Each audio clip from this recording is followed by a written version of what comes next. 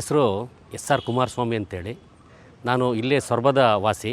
ಬಂಗಾರಪ್ಪನವರ ಮೇರು ವ್ಯಕ್ತಿತ್ವಕ್ಕೆ ಮನಸೋತು ನಾವೆಲ್ಲ ಬಂಗಾರಪ್ಪನವರ ಅಭಿಮಾನಿಗಳಾಗಿ ಪರಿವರ್ತನೆ ಆದಂಥವ್ರು. ಬಂಗಾರಪ್ಪನವರ ಒಂದು ಸಾಮಾಜಿಕ ಕಳಕಳಿಯ ವಿಚಾರಧಾರೆಗಳೇನಿದೆ ಅದಕ್ಕೆಲ್ಲ ಯುವಕರು ಮನಸೋತಂಥ ಒಂದು ಸಂದರ್ಭ. ಅಂಥ ಸಂದರ್ಭದಲ್ಲಿ ಅವ್ರ ವಿಚಾರಧಾರೆ ಏನಪ್ಪ ಅಂತ ಹೇಳಿದ್ರೆ, ನನಗೆ ನನ್ನ ಅನುಭವಕ್ಕೆ ಬಂದಾಗೆ ಅವರ ಒಂದು ಅನಿಸಿಕೆ ಹೇಗಿತ್ತು ಅಂತ ಹೇಳಿದ್ರೆ, ಈ ಓಟಿನ ವಿಚಾರದಲ್ಲಿ ಹಾಗೂ ಚುನಾವಣಾ ವಿಚಾರದಲ್ಲಿ ಒಂದು ಹಳ್ಳಿನಲ್ಲಿ 100 ಮನೆ ಇದ್ದರೆ 100 ಮನೆಯಲ್ಲಿ 10 ಮನೆಯವರು ಕಷ್ಟದಲ್ಲಿದ್ದು 100 ಮನೆಯವರು ಅನುಕೂಲವಾಗಿದ್ದರೆ ಆ 10 ಮನೆಯ ಬಡವರಿಗೆ ಹೆಲ್ಪ್ ಮಾಡಬೇಕು ಅನ್ನೋದೇ, ಅವರಿಗೆ ಸಹಾಯ ಮಾಡಬೇಕು ಅನ್ನೋದೇ ಬಂಗಾರಪ್ಪನವರ ಮೂಲ ಉದ್ದೇಶ. ಅಂದರೆ ಎಲ್ಲರೂ ಬಡಸ್ತನದಿಂದ ಮೇಲೆ ಬರಬೇಕು ಅನ್ನೋದು ಮಾನ್ಯ ಬಂಗಾರಪ್ಪನವರ ಮೂಲ ಉದ್ದೇಶ.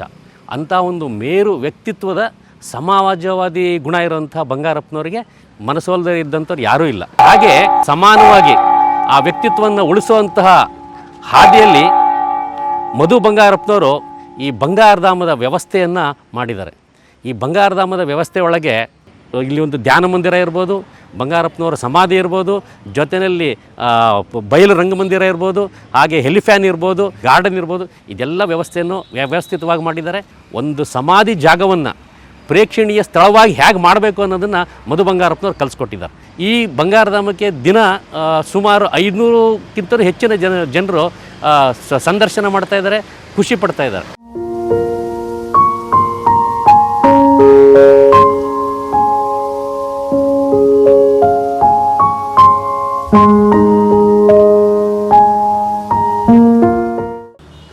ನಮಸ್ಕಾರ, ನನ್ನ ಹೆಸರು ಗಣಪತಿ ಅಂತೇಳಿ. ನಾನು ಸೊರಬ ತಾಲೂಕಿನ ಆರ್ಯ ಈಡಿಗ ಧೀವರ ಸಂಘದ ಅಧ್ಯಕ್ಷರು. ಇವತ್ತು ನಾವು ನಿಮ್ಮೆಲ್ಲರ ನೆಚ್ಚಿನ ನಾಯಕರು, ಕರ್ನಾಟಕ ಕಂಡಂಥ ಒಬ್ಬ ವರ್ಣರಂಜಿತ ರಾಜಕಾರಣಿ, ರಾಜಕೀಯ ಯೂನಿವರ್ಸಿಟಿಯೇ ಅಂತ ಕರಿಬೇಕು ಅಂತ ಮಾಜಿ ಮುಖ್ಯಮಂತ್ರಿ ಬಂಗಾರಪ್ಪನವರ ಸ್ಥಳದಲ್ಲಿ ನಾವು ಇದ್ದೇವೆ. ಇವತ್ತು ಸೊರಬ ತಾಲೂಕಿನಲ್ಲಿ ಕೆಲವು ಪ್ರವಾಸಿ ತಾಣ ಇದ್ದಾವೆ. ಅದರಲ್ಲಿ ಬಂಗಾರಪ್ಪನವರ ಈ ಧಾಮವು ಕೂಡ ಪ್ರವಾಸಿ ತಾಣವಾಗಿ ಮೊನ್ನೆ ಮಾಡಿದ್ದಾರೆ. ಬಹುಶಃ ನಾವು ಬಂಗಾರಪ್ಪನವರ ಒಡನಾಡಿಗಳೆಲ್ಲ ಮಾತನಾಡಿದರು. ಬಂಗಾರಪ್ಪನವರು ಈ ರಾಜ್ಯದಲ್ಲಿ ಭಾಳಷ್ಟು ಜನ MLAಗಳನ್ನು ಮಂತ್ರಿಗಳನ್ನು ಮಾಡಿ ಹಾಕಿ ರಾಜಕೀಯ MLAಗಳ ಕಾರ್ಖಾನೆ ಅಂತಕ್ಕಂಥ ಹೆಸರಿರ್ತಕ್ಕಂಥವ್ರು. ಸೊರಬದಲ್ಲೂ ಕೂಡ ಅತ್ಯಂತ ಬಡತನ ಇರ್ತಕ್ಕಂಥ ಒಗರುಕುಂ ಸಾಗುವಳಿದಾರರನ್ನ ಖಾತೆದಾರನಾಗಿ ಮಾಡಿರ್ತಕ್ಕಂಥದ್ದು, ಗೇಣಿದಾರನ ಜಮೀನ್ದಾರನಾಗಿ ಮಾಡಿರ್ತಕ್ಕಂಥ ಸಾಧನೆ ನಮ್ಮ ಮುಂದಿದೆ. ಒಬ್ಬ ಸಾಮಾನ್ಯ ರೈತರ ಮಗ ನನ್ನನ್ನು ಈ ತಾಲೂಕ್ ಪಂಚಾಯತಿ ಅಧ್ಯಕ್ಷನಾಗಿ 2 ಅವಧಿ ಮಾಡಿದರು. ನಾವೆಲ್ಲ ಇವು ಲೆವೆಲಿಗೆ ಇದ್ದೇವೆ ಅಂದರೆ ಅದಕ್ಕೆ ಬಂಗಾರಪ್ಪನವ್ರ ಕಾರಣ. ಹಾಗಾಗಿ ಅಂಥ ಒಬ್ಬ ನಾಯಕರ ಸುಮಾರು 35 ವರ್ಷಗಳ ಹಿಂದೆ ಈ ರಾಜ್ಯದ ಮುಖ್ಯಮಂತ್ರಿ ಆಗಿರ್ತಕ್ಕಂಥವ್ರು. ಅಂತರ ಪ್ರೋಗ್ರಾಮ್ಗಳು, ಅವರ ಕಾರ್ಯಕ್ರಮಗಳು ಇವತ್ತು ಕೂಡ ಅಚ್ಚಳಿದೇ ಇದ್ದಾವೆ. ಅವರು ತೀರೋಗಿ ಈಗಾಗಲೇ ನಮ್ಮ ಹತ್ರ 13 ವರ್ಷಗಳಾದವು. ಆದರೂ ಕೂಡ ಬಂಗಾರಪ್ಪನವ್ರು ಇವತ್ತು ನಮ್ಮ ಜೊತೆಗಿದ್ದಾರೆ ಅಂತಕ್ಕಂಥ ದೃಷ್ಟಿಯಲ್ಲಿ ಇಲ್ಲಿ ಬಂದಾಗೆಲ್ಲ ಗೊತ್ತಾಗುತ್ತೆ. ಅದು ಕಾರಣಕರ್ತರು ಸನ್ಮಾನ್ಯ ಮಧು ಬಂಗಾರಪ್ಪನವರು. ಈ ರಾಜ್ಯದ ಒಬ್ಬ ಶಿಕ್ಷಣ ಸಚಿವರಾಗಿ ಇವತ್ತು ಏನಿದ್ದಾರೆ, ಇಲಾಖೆಯಲ್ಲೂ ಕೆಲಸ ಮಾಡ್ತಾರೆ. ಜೊತೆಗೆ ಬಂಗಾರಪ್ಪನವರ ಈ ಚಿಂತನೆಯನ್ನು ಕೇವಲ ಬಂಗಾರಪ್ಪನವರ ಕಾಲಕ್ಕೆ ಮುಗಿದು ಹೋಗಬಾರ್ದು, ಮುಂದಿನ ಪೀಳಿಗೆಗೆ ಅವರೆಲ್ಲ ಸಾಧನೆಗಳು, ಅವರ ಆದರ್ಶಗಳನ್ನು ನಾವು ಕೊಂಡೊಯ್ತಕ್ಕಂಥ ಕೆಲಸವನ್ನು ಸನ್ಮಾನ್ಯ ಮಧು ಬಂಗಾರಪ್ಪನವರು ಮಾಡಿರ್ತಕ್ಕಂಥದ್ದು ಗೊತ್ತಾಗ್ತದೆ. ಬಹುಶಃ ನಾವ್ಯಾರು ಯೋಚನೆ ಮಾಡಿಲ್ಲ, ಮಧು ಬಂಗಾರಪ್ಪ ಇಷ್ಟೆಲ್ಲ ಯೋಚನೆ ಮಾಡಿ ಇಂಥದ್ದೊಂದು ತಾಣವನ್ನು ಮಾಡ್ತಾರೆ.